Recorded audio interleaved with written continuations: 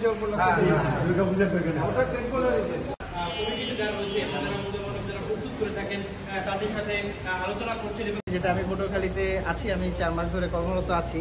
রয়েছে কিনা তারা কিন্তু এগুলো এখানে যিনি সভাপতি রয়েছেন এই আখড়াবাড়ির যিনি যে আর কিছুদিন পরেই যে হিন্দু সম্প্রদায়ের সবচেয়ে বড় যে উঠি আশা করি, আমার মনে হয় পটুয়াখালী ব্যাটালিয়ানের র্যাব 8-এর আমি পটুয়াখালী এবং বরগুনার কোম্পানি কমান্ডার হিসেবে তাদের সাথে যোগাযোগ করছি। আমরা প্রতিটা পূজা মণ্ডপে যাচ্ছি, তাদের সুবিধা অসুবিধাগুলো দেখছি, তাদেরকে আশ্বস্ত করছি। আমাদের গোয়েন্দা নজরদারি আছে। আমাদের নিয়মিত পেট্রোলের পাশাপাশি পুজোকে উদযাপন উপলক্ষে আমরা বিশেষ পেট্রোলের ব্যবস্থা করছি। আমরা একজন ইন্সপেক্টর সমমান কর্মকর্তার অধীনে প্রত্যেকটা উপজেলাকে ভাগ করে দিয়েছি।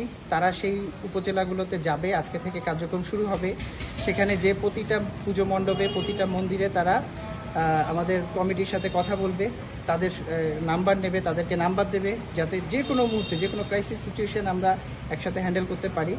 আমরা আশা করি যে বাংলাদেশ একটি সাম্প্রদায়িক সম্প্রীতির দেশ। আমরা সবাই ভাই ভাই, সনাতন ধর্ম, মুসলিম সবাই আমরা একসাথে থাকি। এটা আমাদের ঐতিহ্য, এটা আমাদের সংস্কৃতি।